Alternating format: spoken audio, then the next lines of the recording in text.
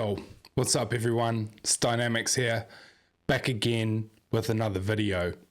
After a bit, some time off. I'm not going to get into that one, but today I want to get into a video with you guys where we're going to explore the difference between stereo and mono in your mix. Now, I'm not going to come in here with this video and say, hey, stereo's the way, mono's the way. If anything, what I'm just going to show you in this example is food for thought, something that you might think about when you're working on a track. Let me give you some background on what I might be thinking here, just to give you a bit of context before we get into it. When you have really a lot of stereo sound, it sounds good, especially when you hear a good stereo sound in isolation, or maybe a couple of things. But if there's multiple instances of stuff that is strongly in stereo, it can quite quickly get really murky. Like there's a lot of stereo information, but you start to lose definition. It's this big mix of sound right across the soundstage, left and right. However, when you use mono allows you to narrow something down into the center and then use your mixing tools like panning to be able to place it in the stereo field left or right. And the thing about mono is it gives you the ability to make something very pinpointed. Like you can hear something is exactly left or exactly right, and how far you might push it to the left or right. Now, what does that mean? Well, it means that the thing that was once in the center no longer is, and it's in the stereo field, but a mono signal. And so if you've got different elements, some left, some right, it's arguable that mono can actually end up sounding a bit more stereo, in the sense that you end up with more definitive separation. So in this example I'll show you, we'll hear the original source sounds that were all in stereo, then we'll hear how I collapsed those sounds to mono, and then used panning and some clever tricks to bring it back as stereo, but to make it a bit more definitive.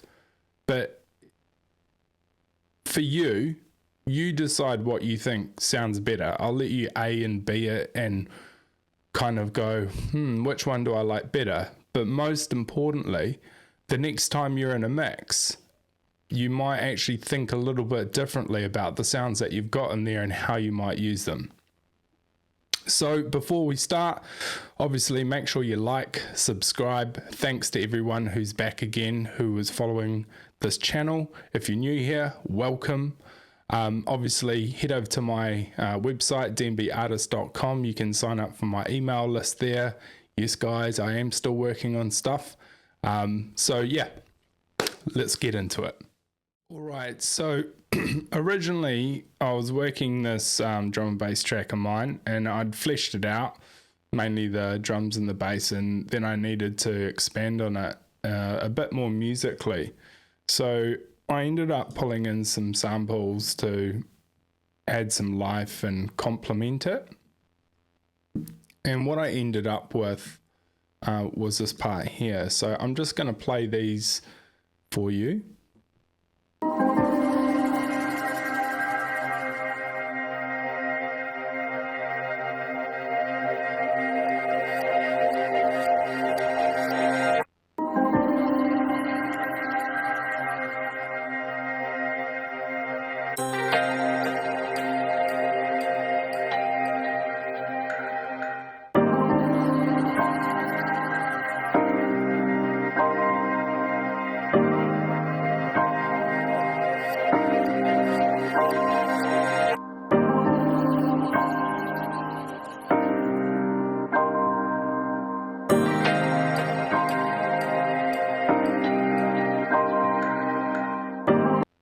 Okay, so you get the idea. There's some nice stings, pad sort of sounds, and they're, you know, very, very stereo.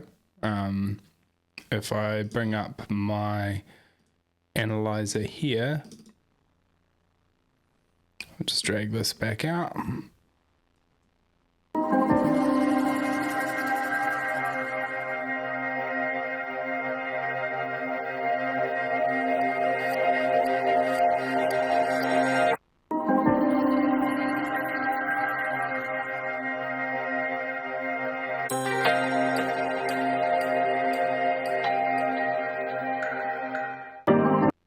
Okay, so you can see a lot of big stereo information.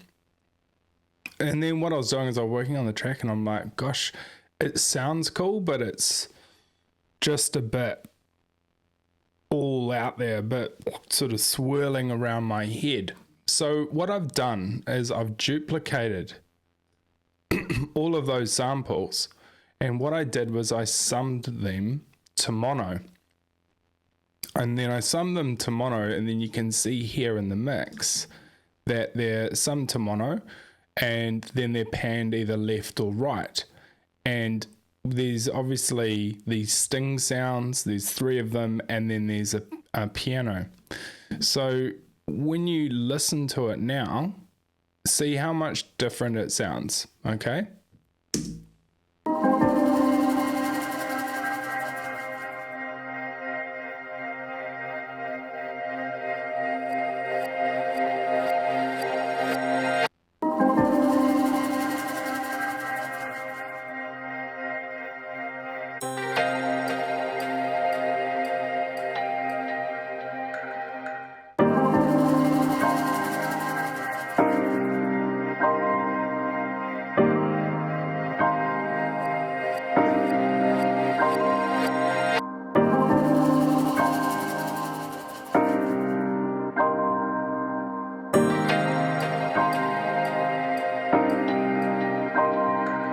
So there you can see, that they're obviously panned in different positions, and I've got those stings sitting more over on the left, and then I've got the piano sitting slightly over on the right. And what I found is that it gave them a side each, and it gave them more separation.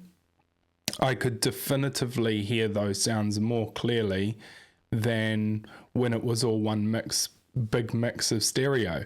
So that's good. Now I've got some definition, but then I'm like, okay, but I do still want some of that stereo information. So what I've done is I've then taken the stuff that sits on the left, those stings, and they're moving through into their own auxiliary send. So the stuff that sits on the left, you hear left, and then the send effects go right. So mono left, mono stereo right. And so it ends up creating stereo information. And then the same with the piano, which is panned right, has got a send to the left. So they're kind of swapped out. They're crossing over, which opens up that sound stage again. So I'll let you hear what that sounds like. I'll play it from here.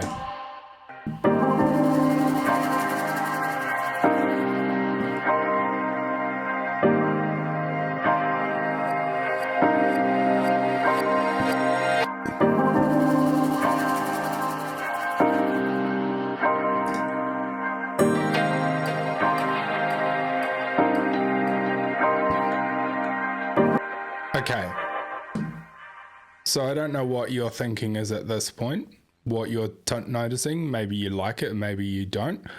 But let's do an A/B between the mono version and the stereo version. And the one thing I'd say is when you listen to the stereo version, ask yourself whether you can hear things as clearly as possible or as clear as compared to the mono, particularly that piano. So let's start with the stereo version.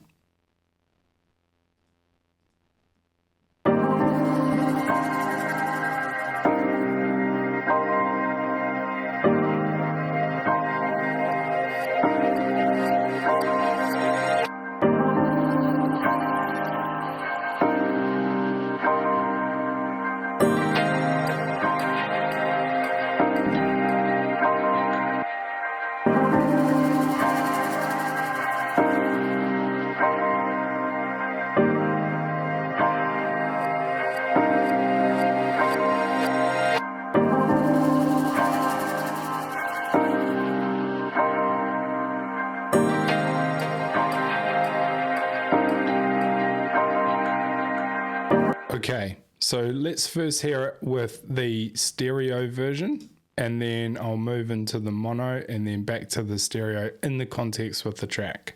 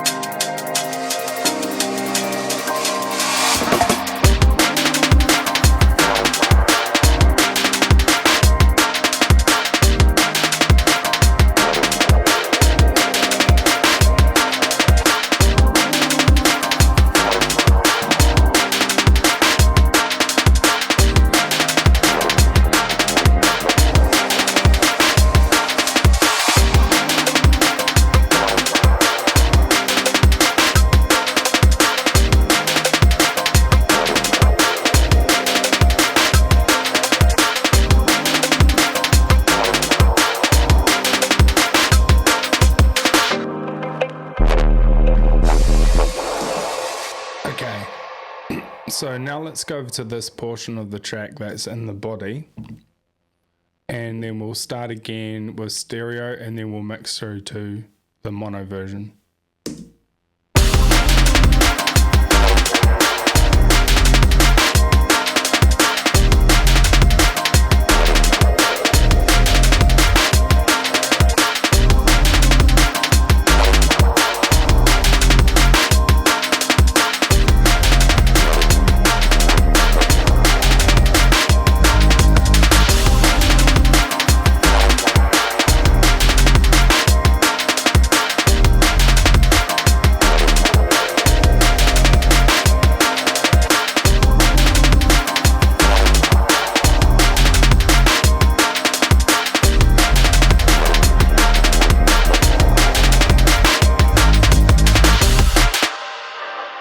Which one do you like better?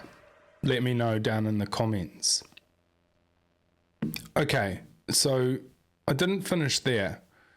Obviously, once I got a little bit more accuracy with the mono, and I was like, okay, I can define the different parts a little clearer, and I can see them and hear them on the left and the right. But then it was like, okay, it is really narrow. So I wanted to bring back some stereo width, but not as much as what was existing in the original file. So I used Ozone 11 imager to introduce stereo information back to the mono signal. So I'll bring that back in on that line, and then we will start with the stereo information, and then we'll move back to the mono.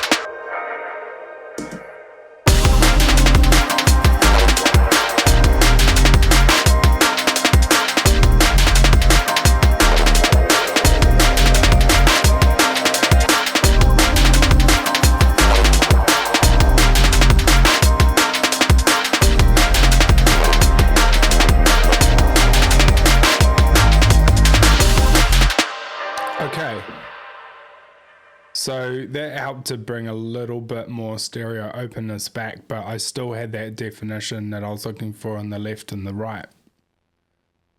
So you can see in the mix, I've now got two sections that are basically the same thing. One that was originally the full stereo and one the full mono.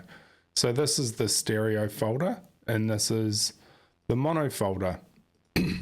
All right, so then obviously I had these mono sounds, and then I had the panning on the auxiliary sends going to opposites to create some stereo width, a little bit of stereo added back into the mono, but not as much that originally existed. But you'll see on my bus, I've got this plugin on the pad bus that is this plugin here, the SPL Big. So what I'll do is I'll let you hear the pad bus without it, and then I'll turn it on. So I'll chuck it in bypass, and I'll let you hear what a big difference it makes.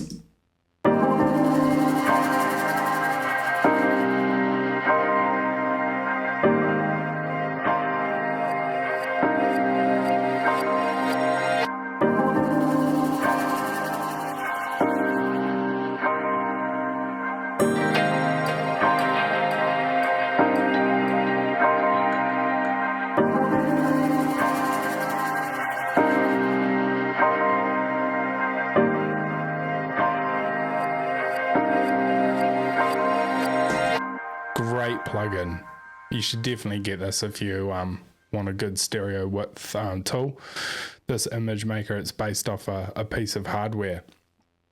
Anyway, you've got that reference. Now let's hear it versus the stereo. All right, and I'll turn the SPL Big off because there's already stereo information. So we'll shut this one down. What am I doing here? Mute that. Make sure these are all on. Cool.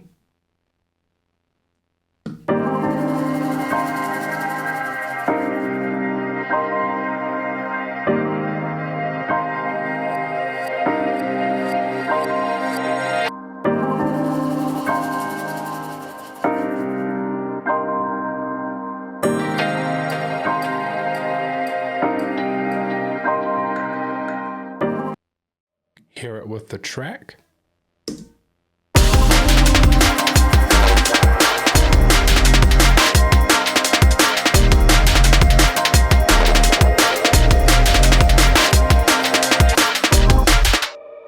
And then we'll go back to our mono version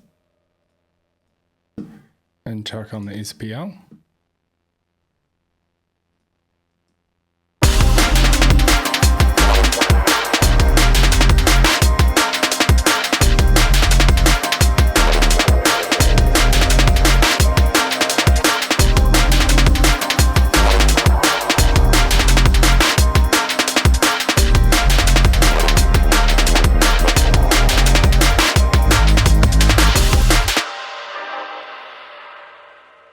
Food for thought, eh? Now, I'm not saying that this is a rule and that you should do this verbatim. Actually, when I'm doing stuff like this, I've set it up to test. I've set it up to go, what is the best result? And the thing that sticks out to me in my track and in this mix and the decision I'm going to make is I actually like the original stereo information that was in the existing stings. So I'm going to keep those original ones, but the piano for me started to sound a little bit murky. And the thing I know about those stings, having analyzed it, is that even in the stereo, the stings are sitting like slightly over to the left. They swing a little bit left. And the piano did as well, and it was all just blurry. So I'm going to go with the stereo stings, but I'm going to go for the mono piano that I did. And that, for me, I think gives them really good clarity. So that it would look like muting that original piano. We'll mute these stings here. All right. But I'm going to keep this panning auxiliary scenes that I set up. So I'm going to turn those back on, but they're now on the stereo for the stings. But the piano doesn't matter because we're not using that. So that pan right, that's going to kick in. And then on my original piano, we've got the pan left as well. So let's hear what that sounds like.